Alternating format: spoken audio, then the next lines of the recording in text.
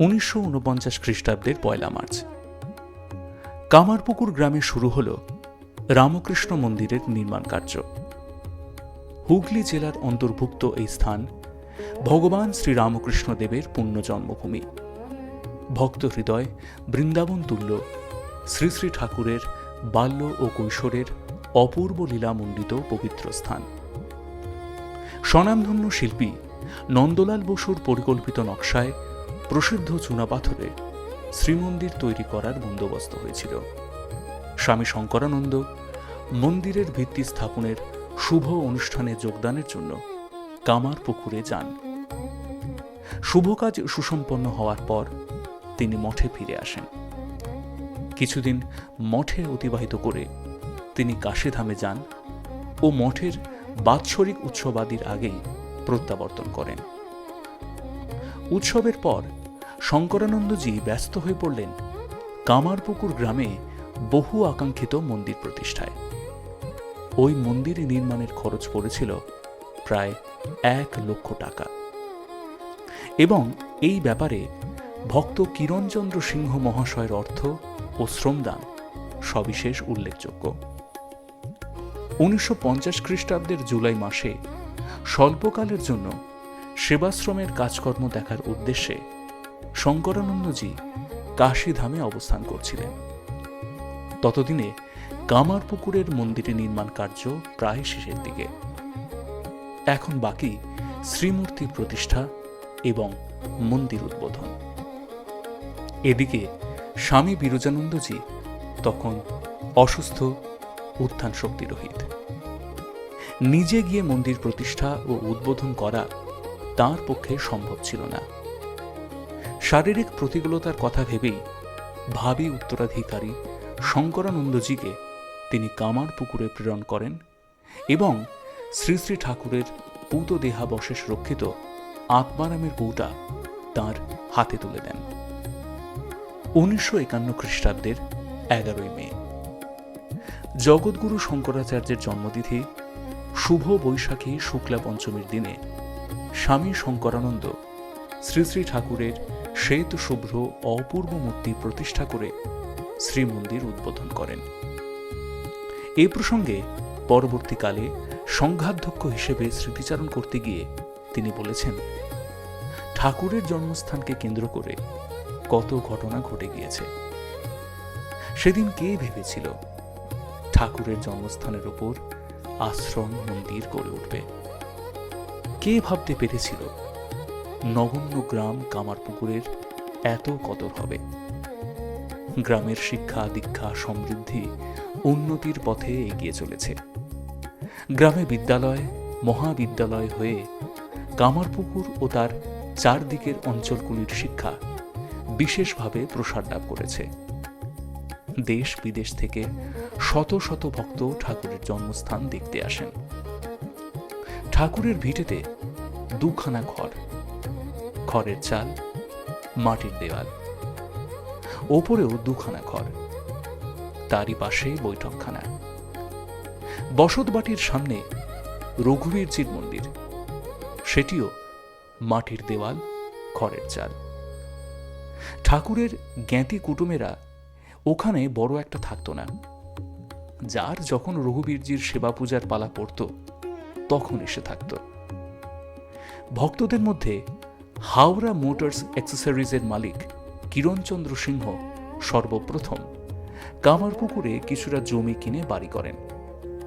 1তলা টিনের ছাউনি, 2টি ঘর, সামনে চওড়া বারান্দা, 3 দিক প্রাচীর দিয়ে ঘেরা। প্রাচীরের বাইরে এক পাশে একটা ছোট্ট পুকুর, তার 3 পাড়ে ছোটখাটো কিচেন গার্ডেন। আমরা কামারপুকুর গেলে ওই বাড়িতেই থাকতাম। কিরণচন্দ্র সিংহ সাধুদের জন্য ওই বাড়ি করেছিলেন, নিজেরা খুব কমই থাকতেন। আমরা ঠাকুরের জন্মস্থানটি নেওয়ার চেষ্টা করলাম। ঠাকুরের জ্ঞাতি কুটুম্বরা নানা রকম বাধার সৃষ্টি করতে লাগলো। তারা বলে, এই জায়গায় আশ্রম মন্দির হলে আমরাই হব তার মালিক, মন্দিরের আয় আমরাই নেব। এ প্রস্তাবে আমরা রাজি হলাম না। পরে মোটা টাকা দিয়ে আমাদের মতে তাদের মত করানো হলো। তাদের ঘর বাড়ি জায়গা জমির উচিত মূল্য অধিকন্তু বাড়ি করবার টাকা দিয়ে মিটমাট হলো। তারা তাদের সুবিধা মতো স্থানে, কেউ কলকাতায়, কেউ অন্যত্র বাস করবার ঘর তৈরি করে নিল। কিরণচন্দ্র সিংহ তার বাড়ি মিশনকে দিয়ে দিলেন। সেই বাড়িতে থেকেই ওখানকার কাজ, আশ্রমের বাড়ি নির্মাণ প্রভৃতি চলত। প্রথমে বগলানন্দ ছিল, তারপর নলিনী অধ্যক্ষ হল।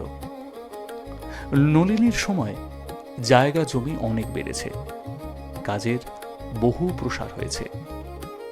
ধান জমি অনেক কিনেছে। স্কুল, ছাত্রাবাস, অতিথিশালা, সাধুদের থাকবার ঘর প্রভৃতি বহু পাকা ঘর তৈরি হয়েছে। 1951 খ্রিস্টাব্দের 11ই মে মন্দির প্রতিষ্ঠা আমি করলাম। আমি গিয়েছিলাম বেলুর মঠ থেকে। মন্দিরের সমস্ত খরচ কিরণচন্দ্র সিংহ দিয়েছেন। লক্ষ টাকা ব্যয় হয়েছে। ছোট মন্দির, ঠাকুরের প্রস্তর মূর্তিটিও ছোট। অবশ্য মন্দির অনুপাতে ঠিকই হয়েছে। মহারাজ আমায় তার ব্যবহৃত একখানি কাপড় ও চাদর দিয়েছিলেন। বলেছিলেন, অমূল্য, এই দুটো কাছে রেখে দাও, পরে কাজে লাগবে। আমি যত্ন করে রেখে দিয়েছিলাম। ওই শুভ দিনে মন্দির ও ঠাকুরের মূর্তি প্রতিষ্ঠা করলাম ওই কাপড় পরে, চাদর গায়ে দিয়ে। মহারাজকে উপস্থিত দেখলাম ঠাকুর ঘরে। ঠাকুরের পাশে দাঁড়িয়ে আছেন। মহারাজের কথা আজ অক্ষরে অক্ষরে ভুলে গেল।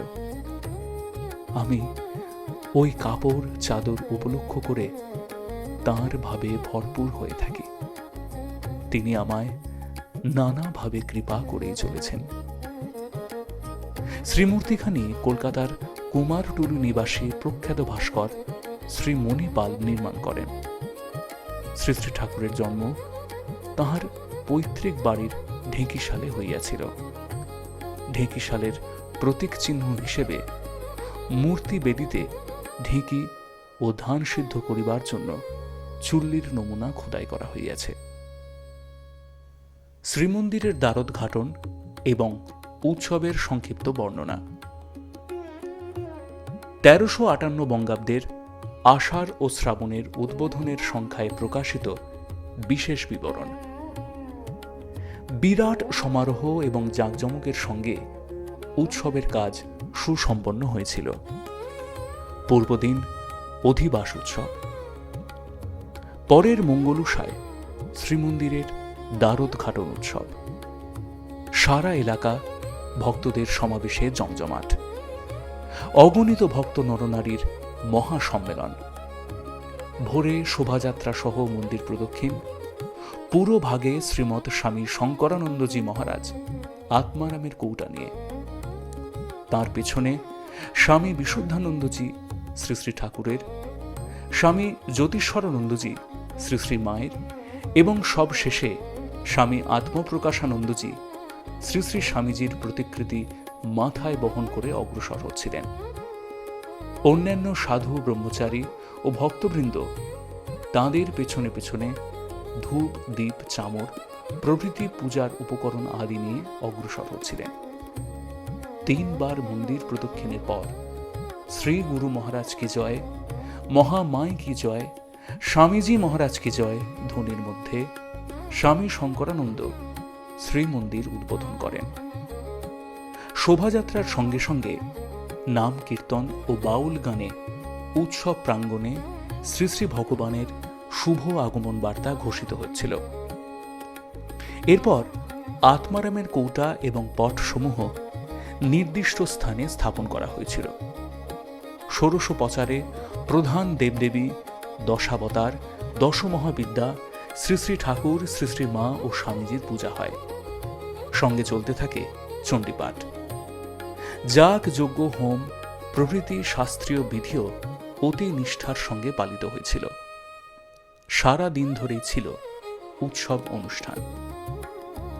সাধু ও ভক্তগণের দুটি পৃথক পৃথক শোভাযাত্রা, একটি কামারপুকুর থেকে, অন্যটি জয়রামবাটি থেকে বেরিয়ে পরস্পরের দিকে অগ্রসর হতে থাকে এবং সব শেষে শ্রী শ্রী ঠাকুরের বাল্য ক্রীড়াভূমি মানিক রাজার আমবাগানে এসে মেলে। অতীব মধুর আনন্দময় সেই দৃশ্য। উৎসব ক্ষেত্রকে আলোকিত করার জন্য সে সময় গ্রামে বিজলি বাতির ব্যবস্থা এবং পাঠ বক্তৃতা জনসমুদ্রে শ্রুতিগম্য করার জন্য মাইকের ব্যবস্থা করা হয়েছিল। পল্লীর পথঘাট আলোকিত করার জন্য ব্যবহৃত হয়েছিল পেট্রোম্যাক্সের বাতি। উৎসব শেষে দেরি না করে শঙ্করানন্দজি মঠে ফিরে আসেন। পূজ্যপাদ অধ্যক্ষ মহারাজকে উৎসবের ব্যাপারে অবহিত করে পূজার নির্মাল্য প্রদান করেন। উৎসব ভালোভাবে সম্পন্ন হয়েছে জেনে বিরজানন্দজি স্বস্তির নিঃশ্বাস ফেলেন।